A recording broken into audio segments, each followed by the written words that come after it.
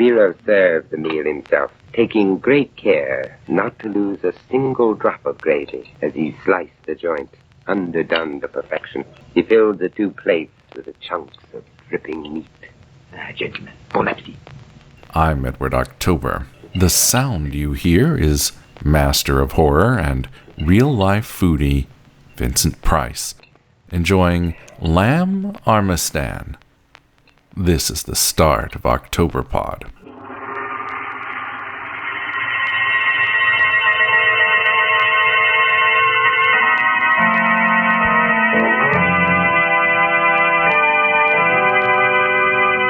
The clip comes from an episode of the BBC radio show The Price of Fear, called Speciality of the House.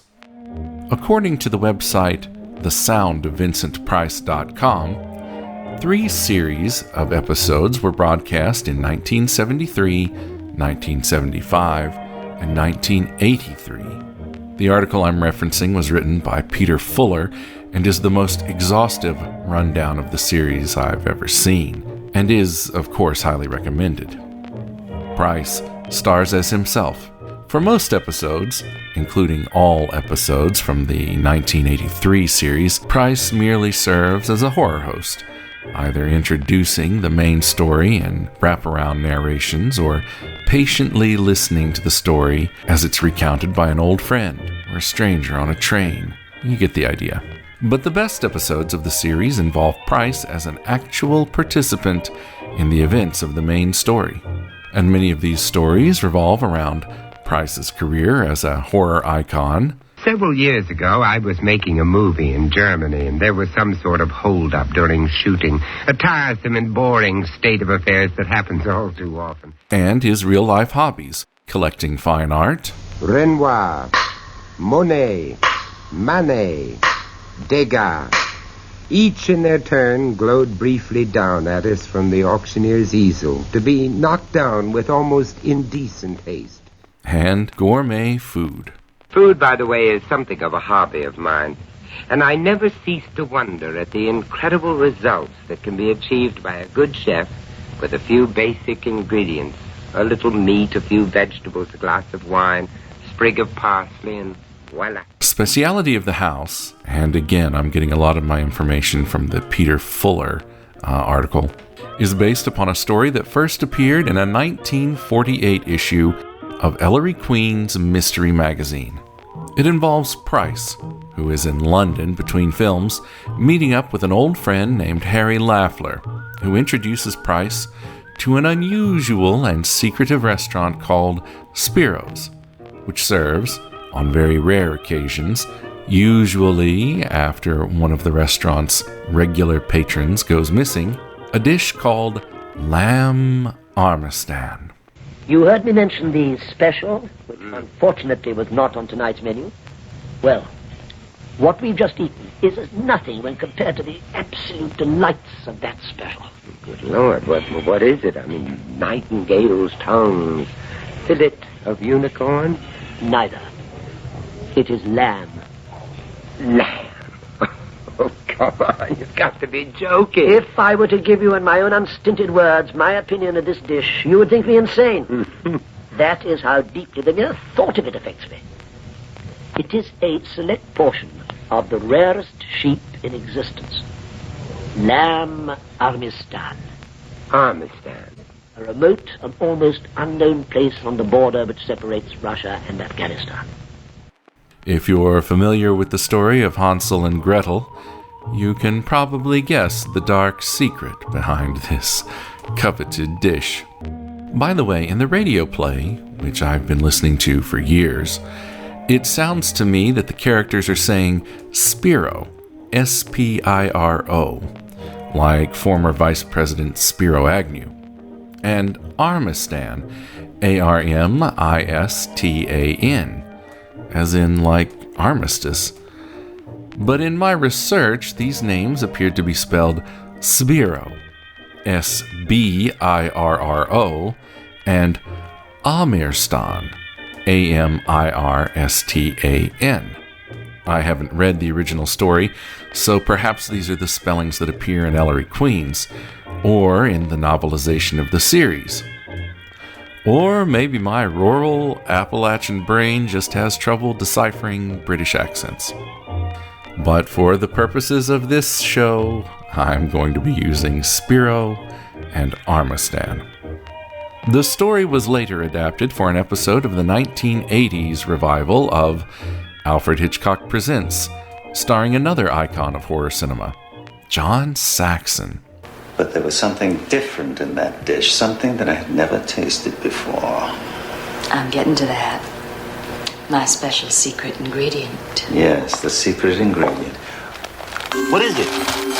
Well, Mr. December, as you said to your friend, I don't see any. we are what we eat. But even before that, the story was adapted for the 5th season of the original Alfred Hitchcock Presents in 1959. It stars Robert Morley as Lafleur, an actor who is perhaps best known, by horror fans at least, for his role in Theater of Blood opposite Vincent Price. In that picture, he plays a man who meets a grotesque gastronomic fate when the Shakespearean actor Edward Lionheart, played by Price, poses as a chef to exact his revenge. Sauce Mornay, the menu tells us. Who can say with what love and care the bechamel was prepared, from which the Mornay is derived? Who can say with what tenderness the cheese was grated? Who can say whether the result will be a delight or a disappointment? Here at Spiro's, we have no doubts, we ask no questions, we only know that there is a genius in the kitchen. If you stick around for the bloopers and outtakes reel at the end of this episode, you will be treated with a personal anecdote of mine concerning this particular radio play. And do check out The Price of Fear. All the episodes are readily available on YouTube and elsewhere.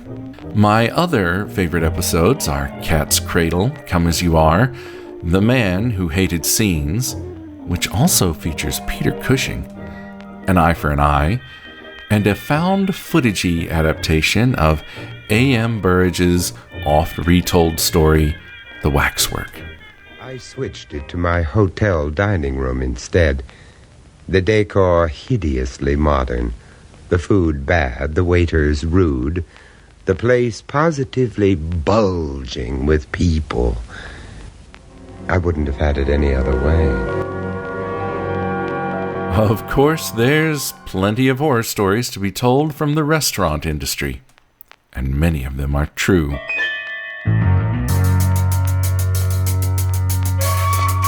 What follows are some macabre morsels I found stewing in the kitchen of that greasy spoon diner we call Reddit. As I did on our Haunted Churches episode, these tales will be narrated more or less as they're written.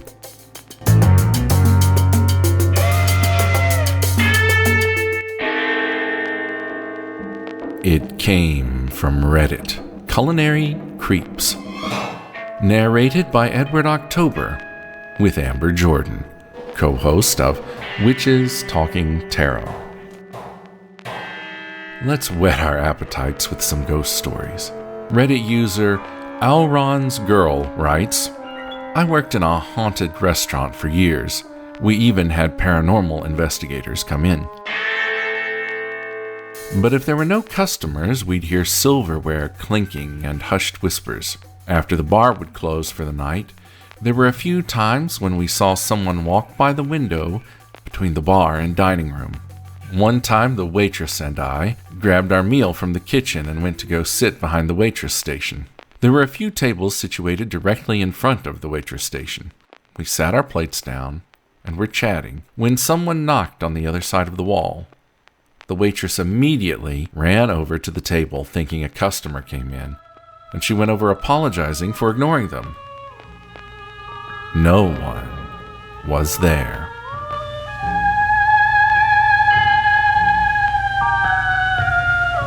This one comes from Reddit user I. Yeager. I used to work at a truck stop that was haunted by something that fancied itself a trickster. I'll condense it to the 3 best stories. The first happened all the time.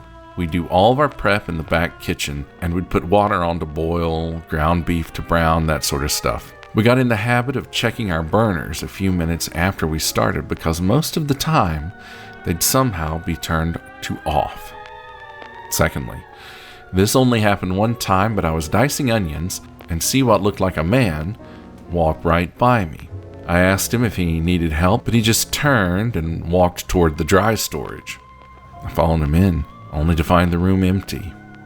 Lastly, I was in the back kitchen again, and one of the line cooks comes bursting out looking for a fight. Now, to preface this, our freezer and the light switch for said freezer were both inside the walk-in. When he was in the freezer, the lights suddenly shut off, and he heard what sounded like a man laughing. He assumed it was me, but calmed down once I told him not only was it not me, but I had been in the other room the whole time, and no one else had gone into the walk-in. He got white as a sheet and just walked off mumbling, "F***ing ghost, man." Reddit user Stedge Gep writes, "My restaurant is an old gas station that was built in the 40s. We actually have a couple of ghosts. I've been in the building for 20 years. About 15 years ago, my daughter's best friend was one of our servers. She had the whole I see dead people vibe, and one day said to my daughters, 'Does your dad know there's a little kid watching him cook?'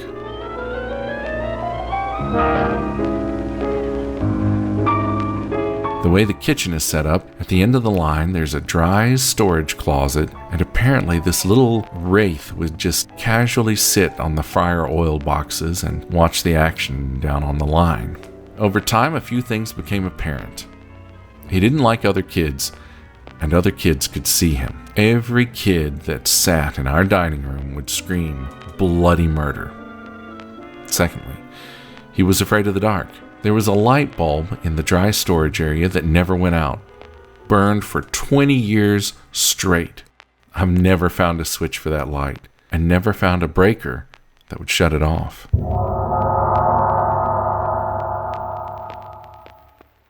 This one comes from Reddit user DWThis.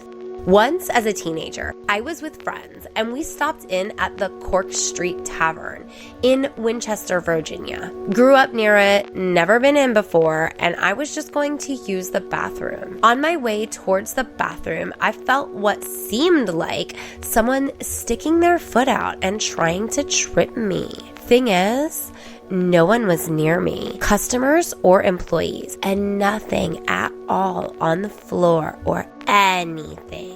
Wasn't till a few years later I was reading a Ghosts of Virginia book, and the tavern was in there. Apparently, they claim it's the spirit of a man who hates women and likes to trip them. Reddit user D Fahi, or is it D Fahay, writes, "I worked at a place that was someone's house back in the day, converted into a restaurant, kept the whole house structure. Super cool. The owner got his maid pregnant and killed the whole family in the house, including himself. Definitely haunted. A woman worked there for 30 plus years. She's still there. She wouldn't even talk about the stuff she'd seen there. She was so spooked by it." Reddit user AliveCitron5873 writes, "I worked at a restaurant on the Jersey Shore. It was on the first floor of a 3-story building with apartments up top. One day, I'm working on my own, doing prep in the back. The rest of the staff is across the street in their catering hall. I hear the chime of the front door ring and look up at the monitor trained on the front door. I see a rotund man, about 40 years old. He's doing something with his arms, almost like he's popping and locking. I put down my knife, go through the French doors, and start to say, 'I'll be right with you.' By the time I get to you, a short distance, I'm in the dining room staring at nobody. I drop to my knees to see if he's under one of the tables, hiding underneath the tablecloth. Nobody. Check in the house smoke room. Nobody. Run outside to the deserted sidewalk. Nobody. I heard and saw somebody who disappeared. When the other workers came back in, I immediately told them of my experience.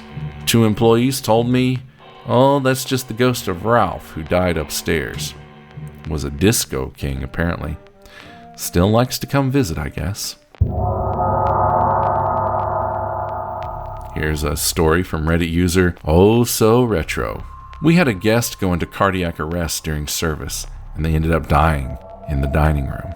One of the line cooks was taking pictures with his phone, and some of the others were like, that's not a great idea. But this guy was taking video of the medics doing chest compressions and the whole bit. He took pictures of them covering him up and of them rolling him out sometime later. Many of the others were telling him he's going to catch a curse, etc., etc. Anyway, when we came in the next morning, the middle pane of a 3-pane window separating the kitchen from the dining room was shattered. Outer 2 were completely fine. Just the middle one completely shattered to bits. It's the same window dude was photographing from. Easily the spookiest thing I've ever seen in my life. Of course, not all kitchen nightmares are of the ghostly variety.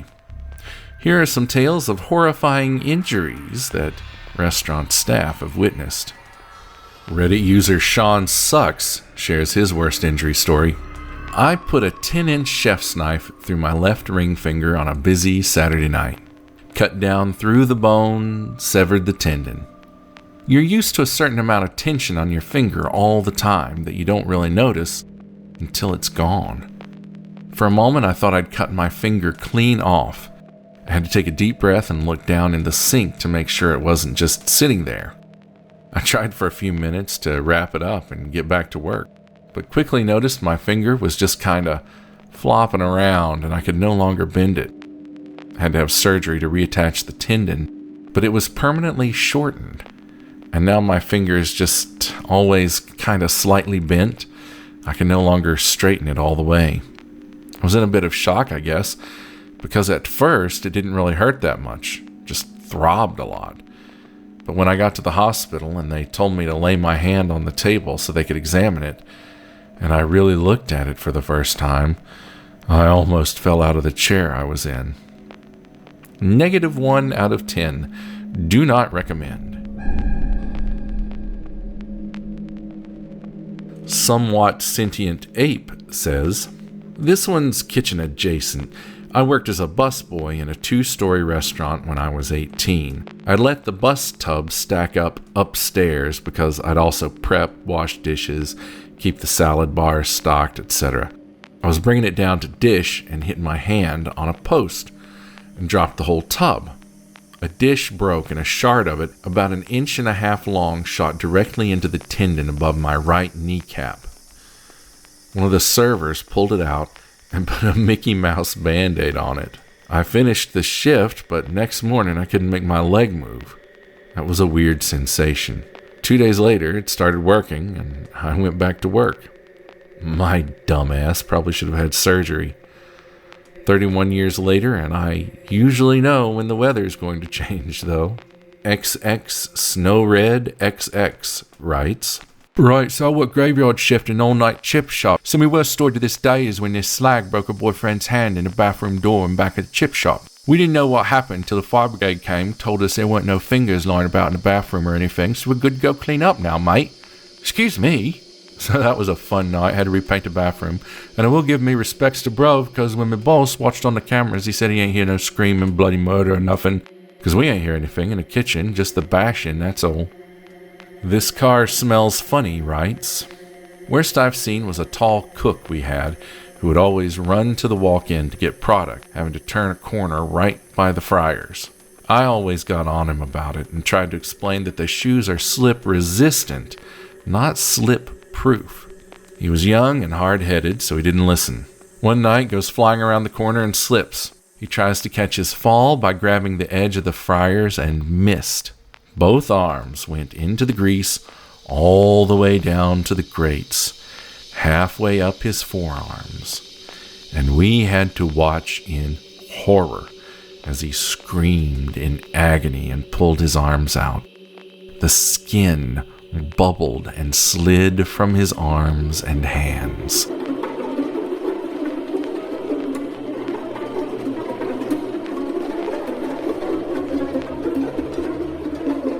And if you think that's gross, Reddit user Living Master has a story for you. Just went to some real hipster restaurant that Foursquare recommended to me about 2 weeks ago. Sat at the bar where I saw all the cooks prepare the food. Literally every worker there was male, had full sleeves, gauges, and were wearing beanies. The food was delicious.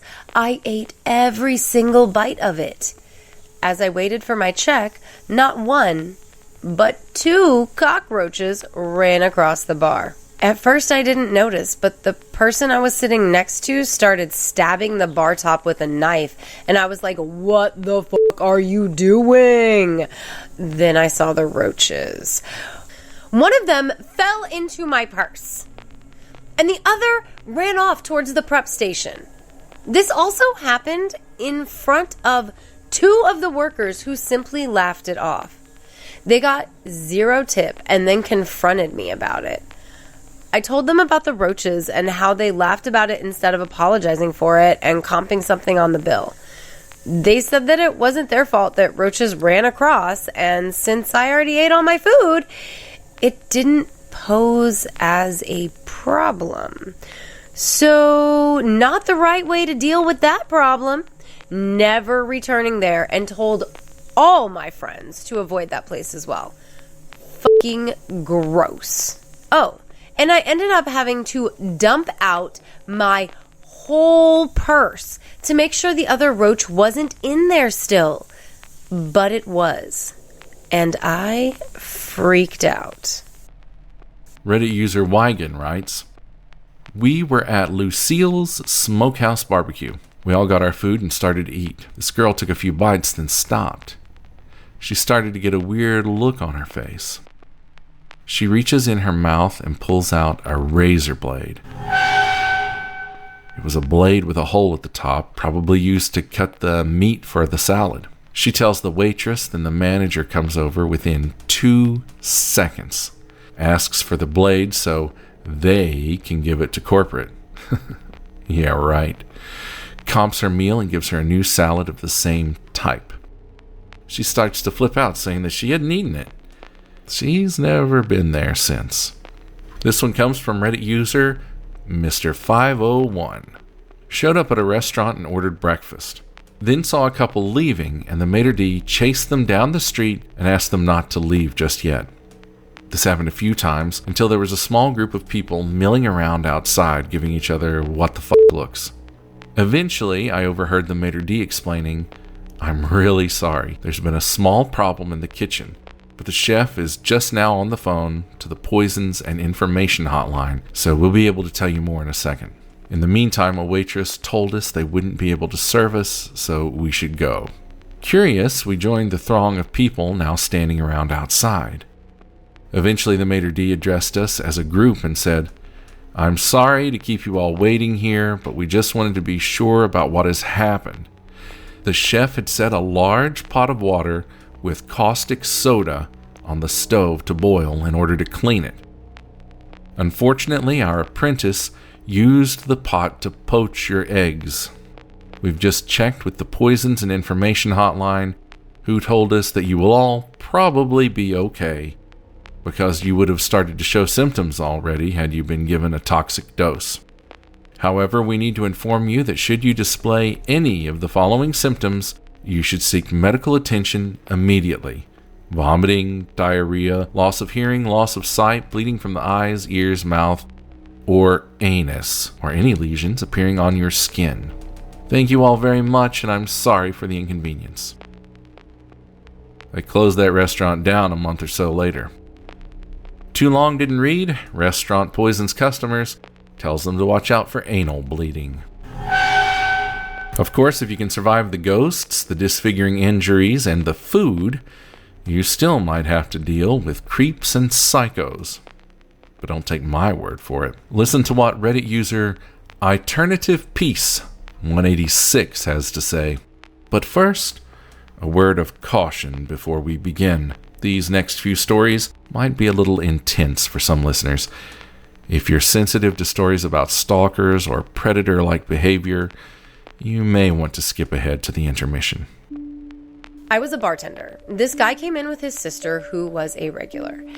Guess he wanted me, because he then kept coming back in. He didn't drink, he only ever had the free water, but he was there my entire shifts, demanding my attention and conversation. Then he got my number. I guess his sister, who had my phone number because I bought some clothing from her, gave him my number. At that point, I had to draw the line that I was not interested in pursuing anything, even just a friendship with him, and was just doing my job. I was also in a relationship with my high school sweetheart. We'd been together almost 6 years at that point. He freaked out and was verbally abusing me. He kept coming in, drinking only free water the whole 8-hour shifts, but now was watching me like a hawk and messaging the owner about how I need to be fired. The owner sent me screenshots. After sending the message, trying to get me fired, he texted me a pic of his POS old truck, bragging about how much money he has and how he can take care of me. Ugh. I wanted to ban this guy from the bar, and the owner didn't want to. Customer is king, you know. So I had to resort to, you're not making any money from him anyway. He takes up a seat the whole time, only getting free water, so he's not a customer. The owner's solution was to message him back, saying he can only be at the bar if he is a paying customer from now on. This unleashed hell. He sent messages to the owner and me that he was dying of cancer, and it's cruel of me to not be there for him. Spoiler alert, he doesn't and didn't have cancer. Owner just reaffirmed I'm there to work, so he needs to be a paying customer to enter the bar. Well, he became a paying customer. He paid $1 a day for a cup of coffee that had free refills and still spent all my shifts there. Then he must have followed me home at some point. I lived only 1 block away from the bar. I'll never forget calling the police because he was sitting on the sidewalk in front of my place, staring at my window. Cops didn't come till next day when he wasn't there anymore and said even if he was, it's not illegal to use the sidewalk. It kept happening. One night, I saw him standing on the sidewalk in front of my window, twirling a larger pocket knife. I contacted the cops. Not illegal. I asked about a restraining order because of that, harassing my boss, stalking my job, blowing up my phone, and getting a burner phone every time I blocked him, etc. It took 4 hours for them to show up after calling that this man was showing off a weapon in front of my window. Cops said I didn't qualify for one because you can only get one against someone you were in a relationship with or living together with. Pocket knives are also not illegal. I was failed by everyone. And even though he is a registered sex offender that's not allowed to have social media, I still get friend requests from him almost a decade later. Though luckily, I don't live in that area anymore. Here's one from Reddit user no_juggerno7. I think that's supposed to be juggernaut, but the T is a 7. Anyway, she writes, I work at an ice cream place and getting creepy customers is very typical. I've begun describing ice cream places as pedo hooters. as old men flock to them to ogle young teenage girls. And if you look at the uniforms at different ice cream places, oftentimes a t-shirt and short shorts. My friend worked in an ice cream place they were required to wear shorts at instead of pants. And it's because at least a quarter of customers come for the staff more than the ice cream. My young, busty coworker makes like $25 an hour with tips, but is constantly harassed and ogled. We each have our own resident weirdos who come specifically for us and trade their dollar tip so they can be attended to by us and interact with us.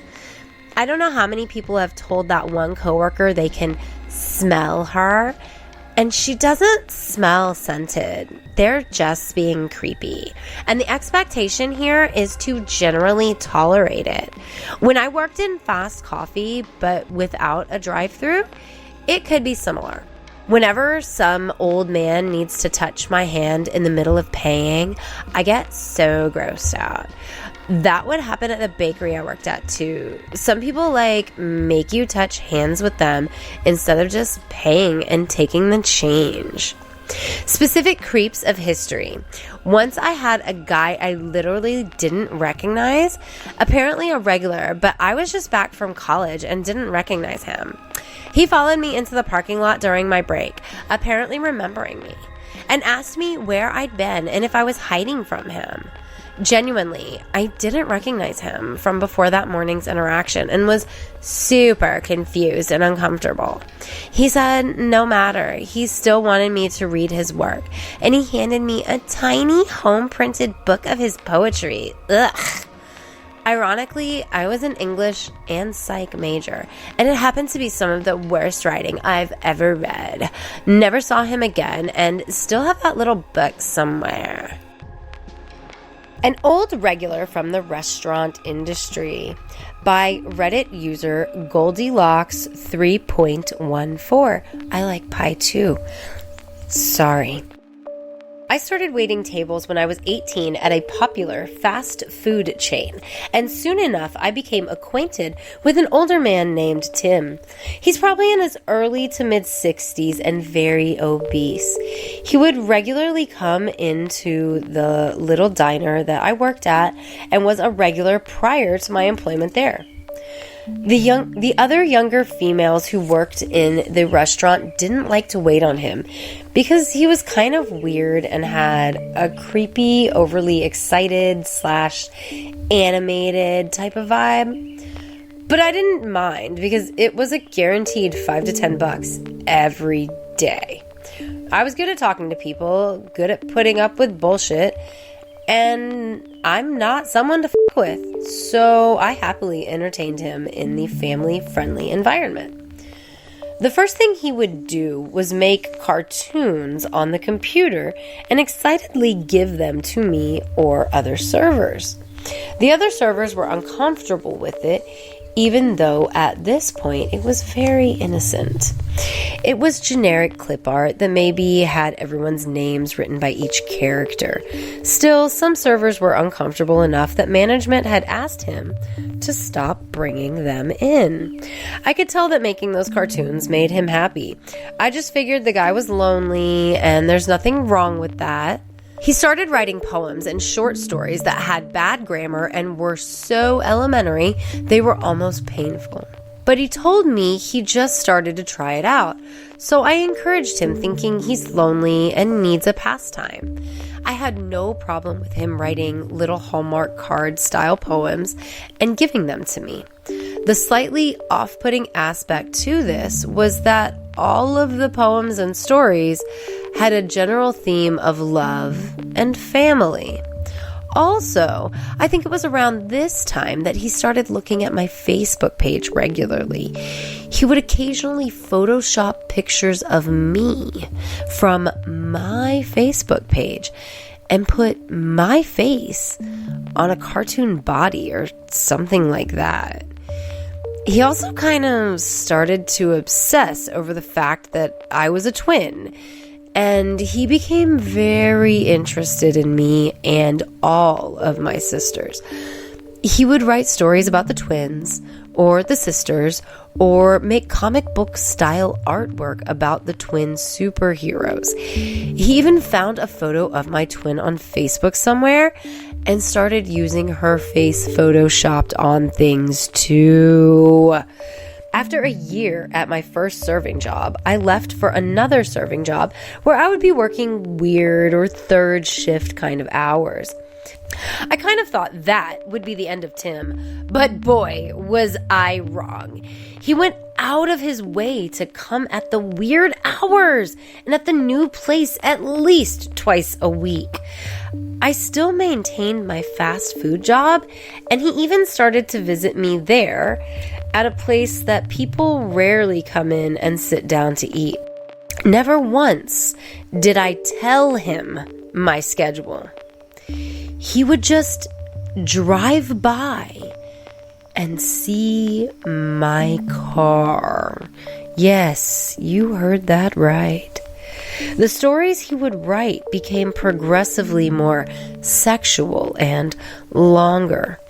One that sticks out was me being a super sexy badass cowgirl sheriff, and all the men of the saloon wanted me. He would include weird details like how someone had an STD. If I remember correctly, he made my sister the character that got an STD, and I had a huge issue with it. I decided to keep all the stuff he'd given me in my filing cabinet, just in case there was ever some type of case against him and I'd need evidence. My fiance finally convinced me to cut him off. It's also relevant to note he's been blocked from my Facebook, which I haven't even actively used in 2 years or more anyway. But prior to the cutoff, even shortly after the cutoff, he still sent me multiple messages on Facebook every day, from as simple as "Good morning, sunshine," to intricate and extensive stories. Just to recap, I first waited on him around May 2015. He followed me to my next job and my long-term fast food job around the middle of 2016 and continued to follow me. I cut him off around February or March 2018. Yes, you heard that right. 3 full years. When I was cleaning out my filing cabinet in December 2019, I stupidly decided that I can throw all the weird, creepy, unsolicited artwork away. It had been nearly 2 years with no issues, no attempt to contact, and the stuff was just cluttering my space. Last week, as I was sitting in my living room, a recognizable vehicle is parked outside of my driveway on the wrong side of the road. The man has his car window down and I see a flash. I quickly grab my glasses to try to discern what the fuck is going on. I see his childish, overly animated smile, and I recognize his hair and facial hair and realize the shirt he is wearing is the same exact type or style of shirt that Tim wears. I realize I recognize the vehicle because it's the same vehicle that would pull up to my place of employment 3 to 5 times a week for almost 3 years. Flash. I realize it's fucking Tim outside of my motherfucking residence over 2 years later, taking pictures of my home with that goddamn digital camera that he took my picture with twice before in the past. Motherfucker.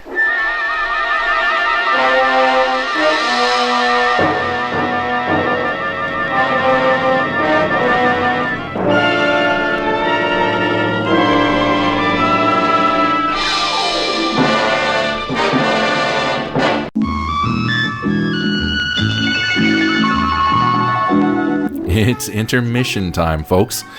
I'm your host, Mr. Edward October. Welcome back to our Culinary Creepshow. Before we continue, I'd like to give a shout out to one of our listeners, Tony Bray on YouTube.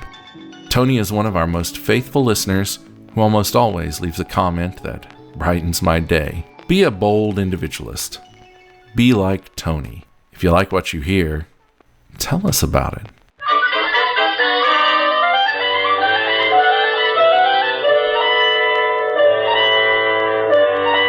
In 1998, following the success of Good Will Hunting, director Gus Van Sant had enough clout to go off and make any picture he wanted to. And so what did he do? He made a shot-for-shot remake of Alfred Hitchcock's Psycho. Van Sant worked from the same script and storyboards developed for the original, and even reused Bernard Herrmann's iconic score, which was retooled with stereophonic orchestrations by Danny Elfman. Now, anyone will tell you that this was ill-advised, a pretentious act of cinematic hubris which proved, as Roger Ebert put it in his review, that one can succeed at playing the notes without ever playing the music. The remake differed only in the setting, present day, the cast, the costumes, and the makes and models of the cars. With the exception of some upsetting sound effects, if you know, you know, and a couple of ponderous insert shots in the shower scene, great pains were taken to replicate Hitchcock's original as closely as possible. However, one line of dialogue was changed because it was just too anachronistic. It occurs in the scene where Private Detective Arbogast, played by William H. Macy, an inspired casting choice actually, is interrogating Norman Bates, played by Vince Vaughn. A pretty dumb casting choice. You know what? Come to think of it, a young William H. Macy would have made a Norman Bates for the ages. How'd she pay you? A check? Cash? Cash. Oh, cash, huh? After she left, she didn't come back. Why would she? Yeah. Well, I guess that's about it, Mr. Arbogast. So, I got some work to do, if you don't mind. Well, to tell you the truth, I do mind. If it don't gel, it ain't jello. And this just ain't gelling. It's not coming together somehow. Something's missing. Now, here's the same scene from the original with Martin Balsam as Arbogast and Anthony Perkins as Bates. And after she left, she didn't come back. Well, why should she? Well, Mr. Arbogast, I guess that's about it. I got some work to do if you don't mind. Well, to tell you the truth, I do mind. You see, if it doesn't gel, it isn't ASPIC, and this ain't gelling. It's not coming together. Something's missing. The two scenes are identical on paper, with the exception of one word. In Psycho 98, the word jello is used instead of aspic. Now, it's obvious why the line was changed. No one in 1998 would have known what aspic is, and even fewer people know today. So what the hell is aspic anyway? To answer that question, I turn to retro recipe expert Anna, creator-host of Cooking the Books on YouTube, who, thanks to the miracle of radio, is here with us today. Welcome back, Anna. Hey there. It's great to be here. So, aspic. From watching your videos, I know that aspic is a fairly common ingredient found in lots of mid-century recipes. What is it? Is it exactly like Jell-O? And why did they use it so much in the 40s, 50s, and 60s? Aspic is typically a savory dish. It can be made with meat stock and gelatin, and it encases ingredients, a lot of times vegetables or something like that, even meat. Jell-O itself is a brand name, sort of like Kleenex or Band-Aid. We've just taken to calling everything that's made of gelatin Jell-O. But in fact, Jell-O used to make savory or like vegetable flavored gelatin. At one time, aspics and gelatin molds were really a signal of wealth. You know, it took a lot of time and skill to not only make the gelatin by itself, but to make these elaborate molded creations. So that usually meant that you had a cook or staff that could do that for you. But then when Jell-O was introduced in the late 1800s, it made that kind of food more accessible for everyday households.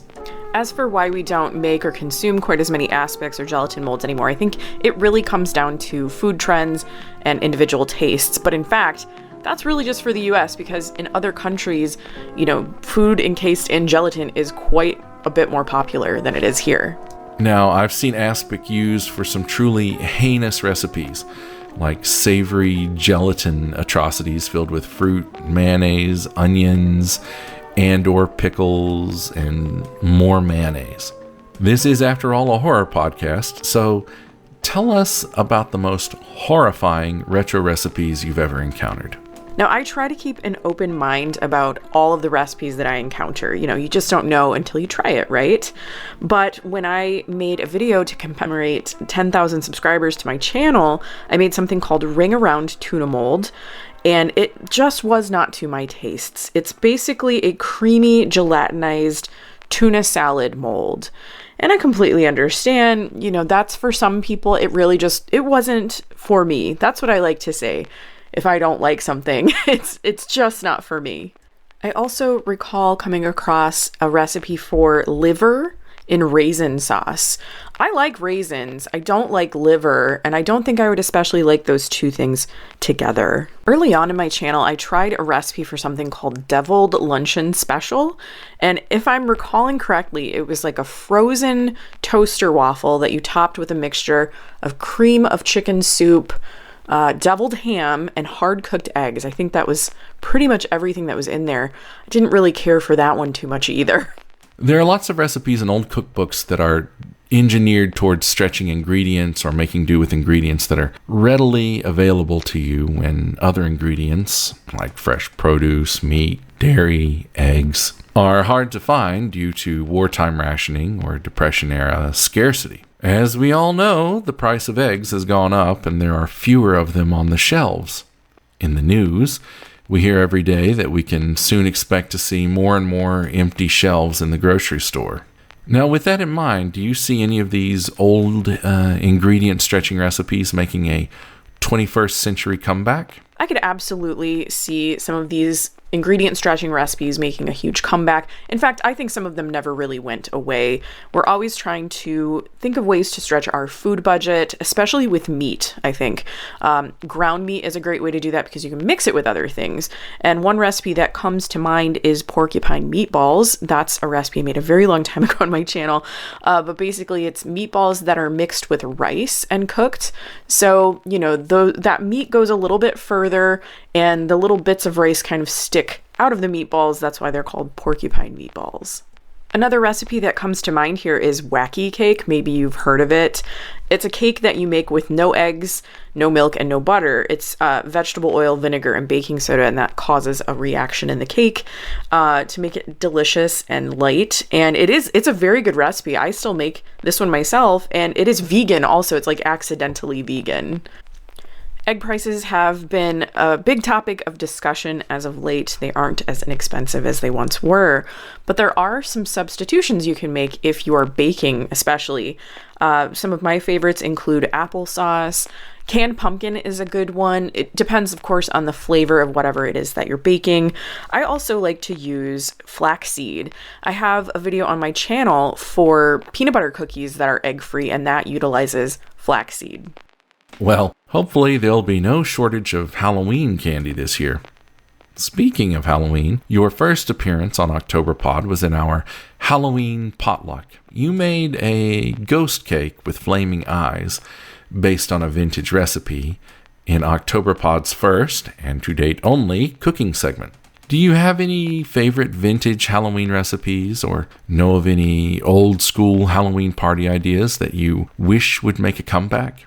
For the most part, I think Halloween recipes are really mostly about appearance, how they're garnished, how they're decorated, maybe some fall flavored foods, but they look like pumpkins or there's ghosts on them or cats, something like that.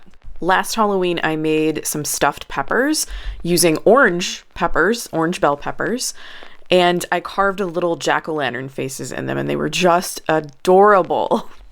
Of course, you could also give them scary faces if that's more your speed. I don't have any exclusively Halloween cookbooks in my collection that are very vintage. Those didn't seem to come out until much later. Some of the cookbooks that I do have are holiday based, so they have like every holiday in the year, including Halloween. And then some of them are like children's party cookbooks, that kind of thing. But one of my very favorite things about Halloween's past, it's got to be the decorations. I think the Halloween decor of, the 20s and up, it was just amazing. Just those like paper mache pumpkins and cats. The blow molds, incredible. I mean, those decorations were just so good. On your YouTube channel, Cooking the Books, you often show off recipes from your extensive collection of vintage cookbooks and ephemera from decades past. Do you have a favorite culinary decade? I think my favorite decade for cookbooks in general, it's got to be the 1960s. And you see a big shift from the early 1960s to the late 1960s. Things get a whole lot groovier after 1966, 67. You see brighter colors and flower power and that kind of thing. Whereas in the earlier part of the decade, you're seeing, more pastels, that kind of thing. It looks like the late 1950s. It's a little bit closer to that.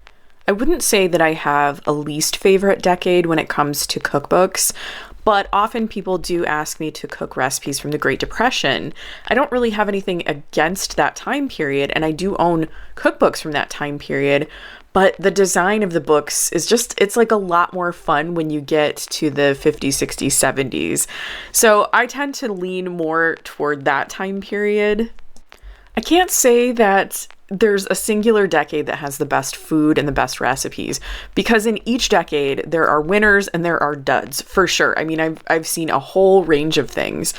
The 1970s recipes do start to become a little bit more familiar to me because I grew up in the 1980s. So my parents, they got married in the 1970s, and so they were cooking dishes from that time period for our family. I started this segment talking about Hitchcock, so I'm going to end it with Hitchcock. Do you have a favorite Alfred Hitchcock film? Rope would be a great picture to watch if you need inspiration for your next dinner party. So I'm not much for scary movies, but I do love suspenseful movies. So there are quite a few Alfred Hitchcock films that I do enjoy. My favorite is probably Rear Window. I just love the set design. I love how it's shot, and I think the casting is wonderful. Thelma Ritter as Stella, the traveling nurse, I feel like she just steals the show for this one. And Grace Kelly, I mean, she's just gorgeous. Her costumes are amazing, too. I feel like I'm talking more about the aesthetics of this movie than I am the story and how suspenseful it is, but those are just the things I love about it. I also enjoy The Birds. I think that's maybe the first Alfred Hitchcock movie I ever watched. I was a kid when I watched that. I had a lot of questions about what was going on. I also remember watching reruns of Alfred Hitchcock Presents on Nick at Night. That's a core memory for me. I always watched those with my dad. Now, if you are listening and you like all things retro or just like food, you'll want to check out Anna's YouTube channel, Cooking the Books. I absolutely love making videos about not just vintage recipes, but I spend a lot of time talking about and looking at vintage cookbooks themselves. The layouts, the design, illustrations, photographs, all of that. So for most of my videos, I'll end up cooking a few recipes. Typically it's 3 recipes. And then there's a whole separate segment where I just sit down and show you the cookbook and talk about it.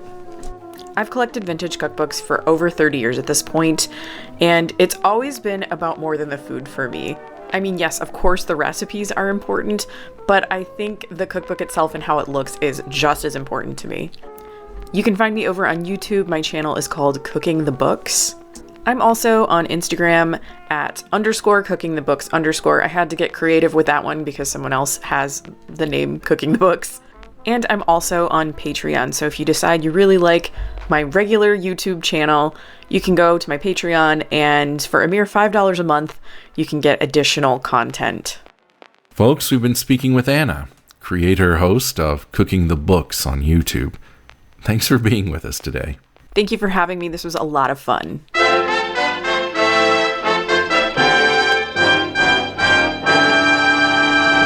The final course of our Culinary Creepshow is piping hot out of the oven and ready to be carved. Act 2 of Octoberpod starts now.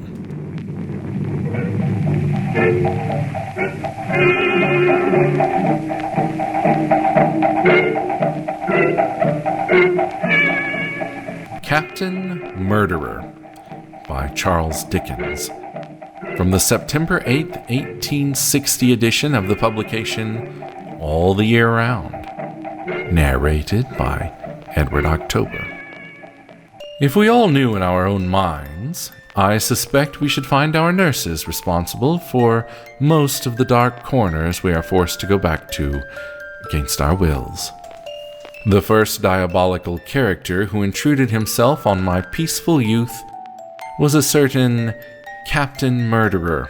This wretch must have been an offshoot of the Bluebeard family, but I had no suspicion of the consanguinity in those times.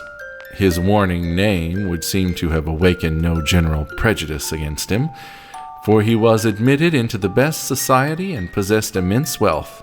Captain Murderer's mission was matrimony, and the gratification of a cannibal appetite with tender brides.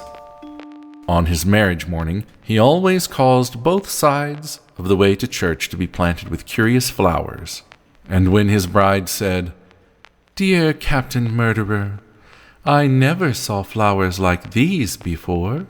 What are they called?"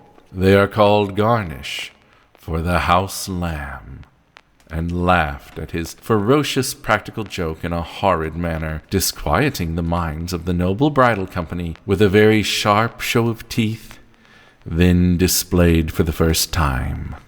He made love in a coach and 6 and married in a coach and 12, and all his horses were milk-white horses with one red spot on the back, which he caused to be hidden by the harness, for the red spot would come there, though every horse was milk-white when Captain Murderer bought him, and the spot was young bride's blood. When Captain Murderer made an end of feasting and revelry, and had dismissed the noble guests, and was alone with his wife on the day month after their marriage, it was his whimsical custom to produce a golden rolling pin and a silver pie board. Now, there was this special feature in the captain's courtships that he always asked if the young lady would make pie crust, and if she couldn't by nature or education, she was taught. Well, when the bride saw Captain Murderer produce the golden rolling pin and silver pie board, she remembered this, and turned up her laced silk sleeves to make a pie. The captain brought out a silver pie dish of immense capacity, and the captain brought out flour and butter and eggs and all things needful except the inside of the pie. Of materials for the staple of the pie itself, the captain brought out none. Then said the lovely bride, "Dear Captain Murderer, what pie is this to be?" He replied, "A meat pie." Then said the lovely bride, "Dear Captain Murderer, I see no meat." The captain humorously retorted, "Look in the glass." She looked in the glass, but still she saw no meat. And then the captain roared with laughter, and suddenly frowning and drawing his sword, bade her roll out the crust. So she rolled out the crust, dropping large tears upon it all the while because he was so cross with her. And when she had lined the dish with crust, and had cut the crust all ready to fit the top, the captain called out, "I see the meat in the glass." And the bride looked up at the glass just in time to see the captain cutting her head off. And he chopped her into pieces, and peppered her, and salted her, and put her in the pie, and sent it to the baker's, and ate it all, and picked the bones. Captain Murderer went on in this fashion, prospering exceedingly, until he came to choose a bride from 2 twin sisters, and at first didn't know which of them to choose. For though one was fair and the other dark, they were both equally beautiful. But the fair twin loved him, and the dark twin hated him, so he chose the fair one. The dark twin would have prevented the marriage if she could, but she couldn't. However, on the night before it, much suspecting Captain Murderer, she stole out and climbed his garden wall, and looked in at his window through a chink in the shutter, and saw him having his teeth filed sharp. Next day she listened all day, and heard him make his joke about the house lamb. And that day month he had the paste rolled out, and cut the fair twin's head off, and chopped her in pieces, and peppered her, and salted her, and put her in the pie, and sent it to the baker's, and ate it all, and picked the bones. Now the dark twin had had her suspicions much increased by the filing of the captain's teeth, and again by the house lamb joke. Putting all things together, when he gave out that her sister was dead, she divined the truth and determined to be revenged. So she went up to Captain Murderer's house, and knocked at the knocker, and pulled at the bell, and when the captain came to the door, said, "Dear Captain Murderer, won't you marry me next? For I always loved you, and was jealous of my sister." The captain took it as a compliment, and made a polite answer, and the marriage was quickly arranged. On the night before it, the bride again climbed to his window, and again saw him having his teeth filed sharp. At this sight she laughed such a terrible laugh at the chink in the shutter that the captain's blood curdled, and he said, "I hope nothing has disagreed with me." At that she laughed again, a still more terrible laugh, and the shutter was opened, and search made, but she was nimbly gone, and there was no one. Next day they went to church in a coach and 12, and were married. And that day month she rolled the pie crust out, and Captain Murderer cut her head off, and chopped her in pieces, and peppered her, and salted her, and put her in the pie, and sent it to the baker's, and ate it all, and picked the bones. But before she began to roll out the paste, she had taken a deadly poison of a most awful character, distilled from a toad's eyes and spider's knees, and Captain Murderer had hardly picked her last bone when he began to swell, and to turn blue, and to be all over spots, and to scream, and he went on swelling and turning bluer, and being more all over spots and screaming, until he reached from floor to ceiling, and from wall to wall, and then, at 1 o'clock in the morning, he blew up with a loud explosion.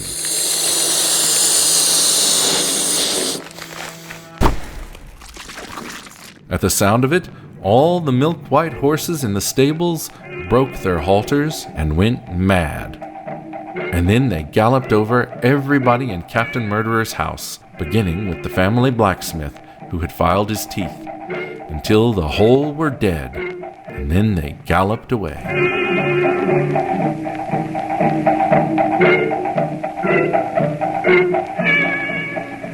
Stick around after the credits for a brief word from some of our fellow indie podcasters, creators, and friends. There may even be some bloopers, outtakes, and bonus content as well. You have been listening to Octoberpod. Octoberpod is produced, edited, and directed by Edward October. The series co-producers are M.J. McAdams and Amber Jourdan. Logo and banner graphics by Jessica Good.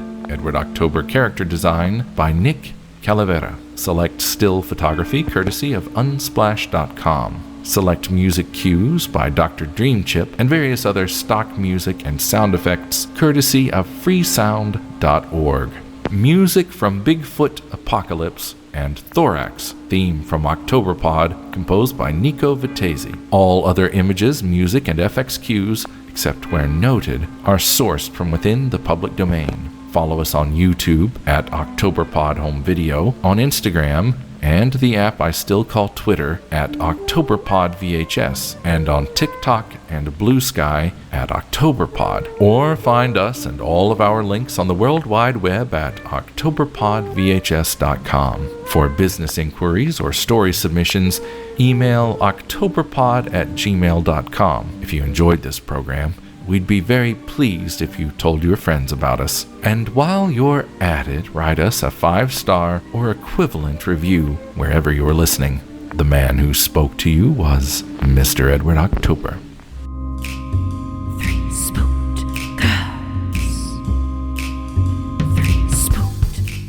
Hey there, I'm Tara. And I'm Jessica, and together we co-host the podcast 3 Spooked Girls. If you love the paranormal or murder, join us on Mondays for full-length episodes where we discuss our favorite paranormal stories and true crime cases. And join us again on Thursdays for our mini-sodes called Stabby Snippets, where we tell you all about true crimes happening in the news. You can find us on Apple Podcasts, Podbean, Spotify, or wherever the hell else you listen to your pods at. You can also find us on Twitter, Instagram, and Facebook by using the handle @3SpookedGirls. Come and hang out with us and get your spooky on while we scare the hell out of you. The 3 Spooked Girls. They rule the streets. They take what they want. Hand it over, street meats, before we make you dead meat. And you'll have to deal with them if you want to make it through the night. If Ashley wants to survive, she'll need to fight on their turf. She'll have to fight dirty. Stop struggling. And she'll have to pick them off one by one if she hopes to make it through the night. Make It Through the Night, the savage novel of revenge and violence on the streets by Amy Cotto. Available now from Amazon.com. Find more by author Amy Cotto by visiting tvfanatic.blog or on Twitter at TV_fanatic_girl. Make It Through the Night by Amy Cotto. Her night from hell has only just begun. I'm Pitney. And I'm Amelia. And we're from Pitney and Amelia's Bitchin' Boutique. Who are we?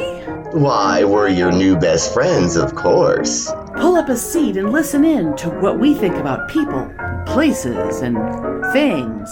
Geeky stuff, horror movies, weirdos we know, spirituality, sexuality, food, filth. It's like eavesdropping on the people at the next table for like an hour or so, and wishing you could join in on their conversation. Also, do you see who just came in? Look at that hair. Oh, honey, just no. Bitchiness, you're soaking in it. We soften your hands while you do the dishes. Pitney and Amelia's Bitchin' Boutique. We're here. We're queer. And we're in your ear. Every other Friday, where all the classiest podcasts are found. I guess I should do an alternate intro.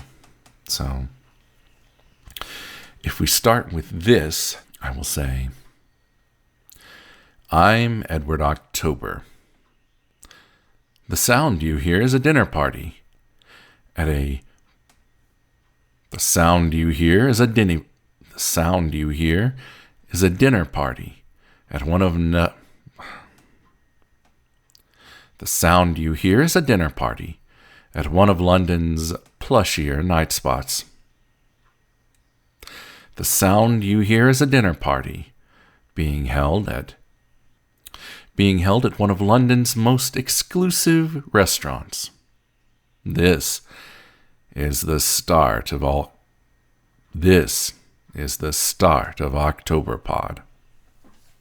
I'm Edward October. The sound you hear is a dinner party at one of London's most fashionable restaurants. This is the start of Octoberpod. Here's an anecdote for the outtakes. If you've listened to our Bedtime Stories for Halloween episode, you'll know that I used to tell my kid bedtime stories each night. When I ran out of or got bored of The Three Little Pigs or Goldilocks and the Three Bears, I began telling him kid-friendly versions of my favorite movies and old-time radio shows. A favorite among these is Speciality of the House. Eddie Jr. and I enjoy watching James Bond together, so I replaced the characters from The Price of Fear with James Bond characters. Vincent Price became James Bond. Price's friend in the story, Harry Lafler, was replaced by French secret agent Rene Mathis, and for Your Eyes Only villain Christados replaced Chef Spiro. In The Price of Fear, the secret of lamb armistan is that it's made from the meat of Chef Spiro's patrons, whom Spiro has been fattening up with his cooking. But for my bedtime story version, the lamb armistan was cheap, expired, lowly cuts of meat, enhanced with an experimental food additive which Christados' employer, evil spy organization Spectre, was planning on deploying to throw international food industries into chaos. If you'd like to hear this or any of my other bedtime stories on a future Octoberpod, get on social media.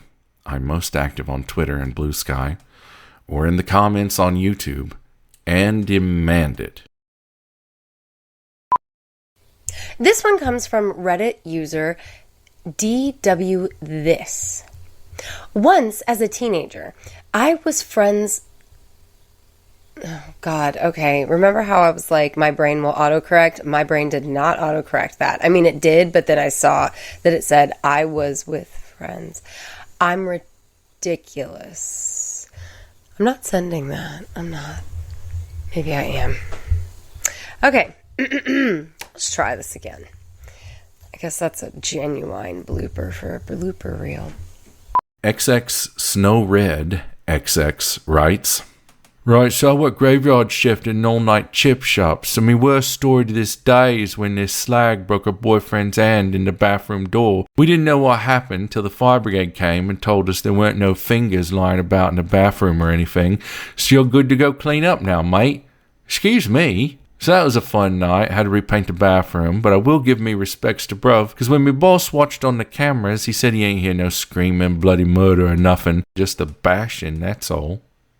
And it happened to be some of the worst writing I've read. I still think it should be ever read.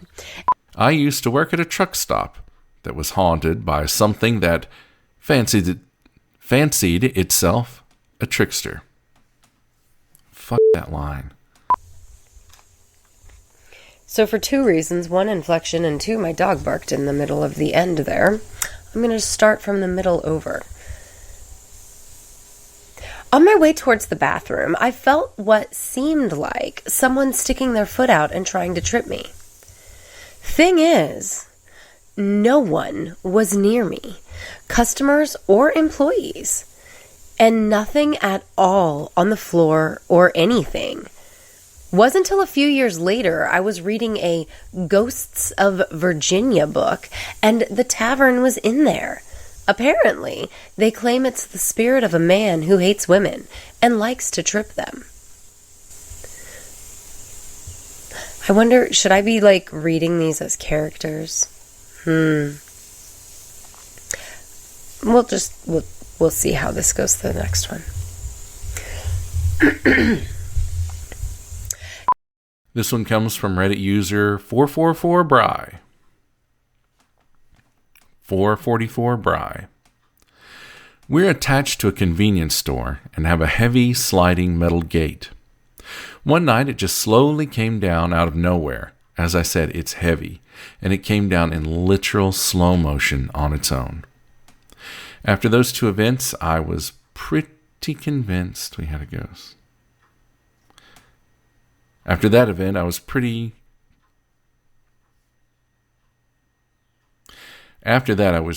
convinced we had a ghost, but this sealed the frickin' deal.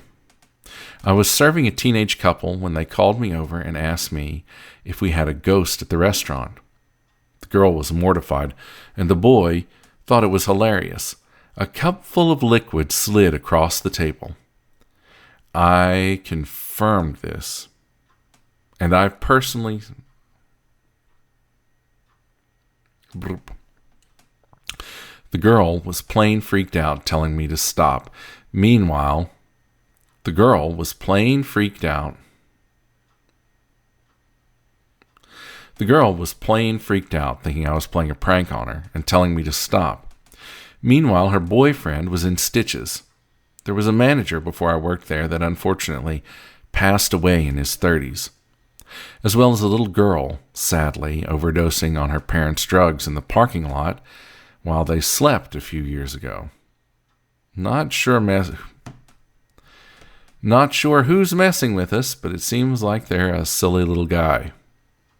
Fuck that whole story. Ditch that story.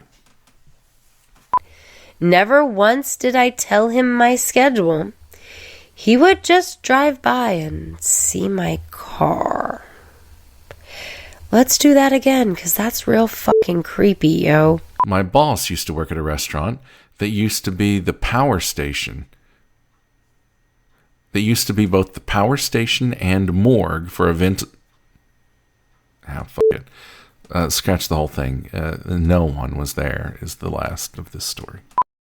Well, screw you, asshole. Like, those heels were nice. You're lucky you didn't scuff them. I'm sorry I couldn't help myself. Okay. One time, the waitress and I grabbed our meal from the kitchen and went to go sit behind the waitress salon. Behind the waitress? What's a waitress salon? The other one that I thought would be good as a Valley Girl reader, but at the same time, I'm fully aware that this is me reading, so, use whatever you want. I just felt like maybe it would be fun to mix it up for you. Here's one from Reddit user no_joggerno7. I think that's supposed to be juggernaut, but the T is a 7. Intermission, ASPIC and other delights. ASPIC and other delights. An interview with Anna from Cooking the Books. Okay, so full disclosure, if you like me reading them in that weird little Valley Girl-y thing, it's not quite Valley Girl, but it's like spoiled brat girl, right? She goes tanning a lot. You can tell. Anyway, I can do the other ones in that little voice, but those two stories specifically really said that voice to me. Which, again, I realize this is me, reading is me, so we don't have to do the voices. But if you like that, I'll probably have time this week to do the other stories this way. So I'm just going to end this one here and go back to reading the remainder of the stories.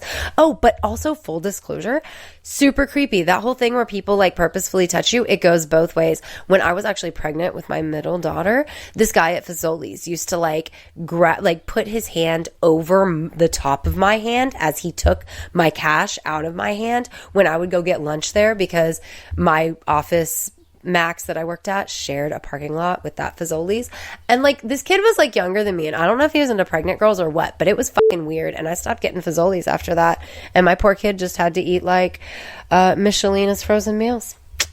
I mean, while she was inside. Yeah, anyway. Yeah. Is interrogating Norman Bates, played by Vincent Price. That'd have been a fucking movie. I work at an ice cream place, and getting creepy customers is very typical. I've begun describing ice cream places as pedo hooters, as old men flock to them to ogle young teenage girls. And if you look at the uniforms at different ice cream places, oftentimes a t-shirt and short shorts. Sometimes management even leans into it. My friend worked at an ice cream place they were required to wear shorts at instead of pants. And it's because at least a quarter of customers come for the staff more than the ice cream. My young, busty coworker makes like $25 an hour with tips, but is constantly harassed and ogled. We each have our own resident weirdos who come specifically for us and trade their dollar tip so they can be attended to by us and interact with us. I don't know how many people have told that one coworker they can smell her, and she doesn't smell scented. They're just being creepy. And the expectation here is to generally tolerate it. When I worked in fast coffee, but without a drive-thru, it could be similar. There were regulars that very much were coming for the lip service and the fact that my manager was willing to play along with their quote-unquote flirting. Ugh. Whenever some old man needs to touch my hand in the middle of paying, I get so grossed out. That would happen at the bakery I worked at too. Some people make you touch hands with them instead of just paying and taking the change. Specific creeps of history. Once I had a guy I literally didn't recognize, apparently a regular, but I was just back from college and didn't recognize him. He followed me into the parking lot during my break, apparently remembering me, and asked me where I'd been and if I was hiding from him. Genuinely, I didn't recognize him, and I didn't recognize him from before that morning's interaction and was super confused and uncomfortable. He said no matter. He still wanted me to read his work, and he handed me a tiny home-printed book of his poetry.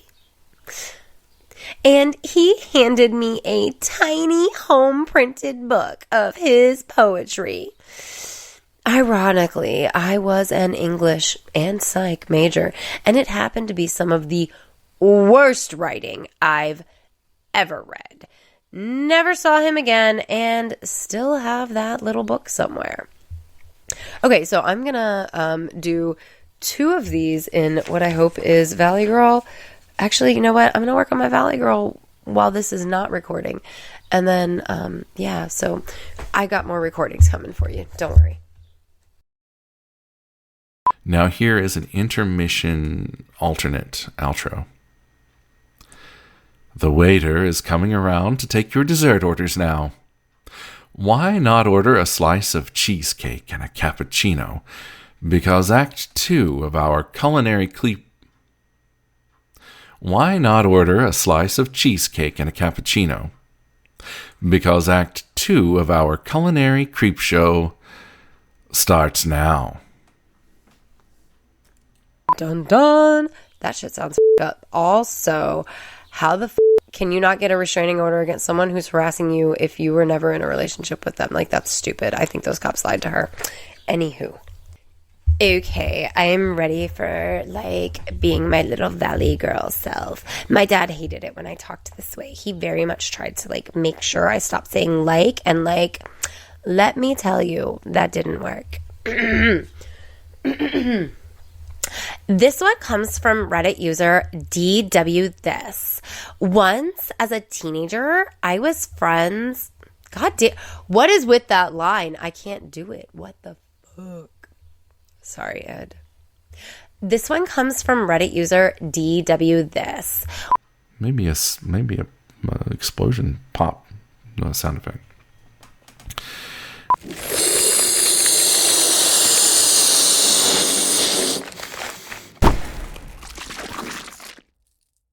And I guess this is why the IRS tells you to keep records of shit for 7 years, right? I mean, just saying. Anyway, thank you, Ed, for letting me help you out. I hope you like it. Happy hauntings, Octoberpod.